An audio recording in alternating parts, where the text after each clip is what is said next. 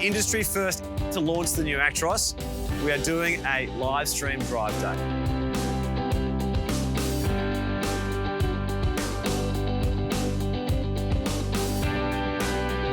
Well done, that's great. Now this is the one, this is the particular fact that I found astounding. It's coasting time. Yes. So the amount of time that the truck is moving without actually needing the engine to provide power. We've done 126 kilometres of coasting. Which is a massive amount of 3 kilometres effectively. So by that I mean the truck's coasted in that PPC mode. It's in it now, actually. So PPC knows, and we'll talk to it more later, PPC knows the terrain the vehicle's operating in through use of a topographic map system that's implemented in the vehicle. But it can know the terrain ahead. So up to 2 kilometres ahead, or we would call it a virtual horizon, the vehicle knows the terrain, so it can optimise the drivetrain to get maximum efficiency and use that coasting to save kilometres, sure, and save fuel. Let's talk again. We've talked a few times about it, but predictive powertrain control. Yeah. This is a key feature of this truck.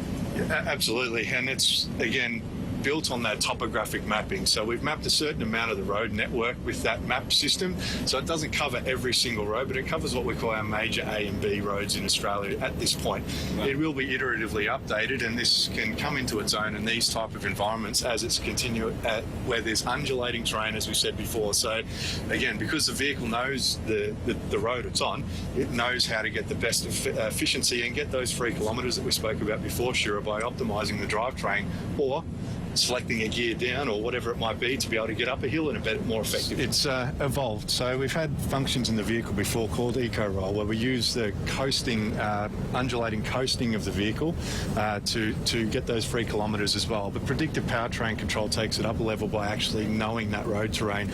I mentioned it before, so the vehicle includes that topographic mapping, so it can make the changes before you hit those areas to get the best efficiency possible out of the vehicle. So Rob's not having to do much here, is it? The truck's kind of taking control. Pretty much. Rob's steering at the moment. Yep. You're a great steerer, Rob.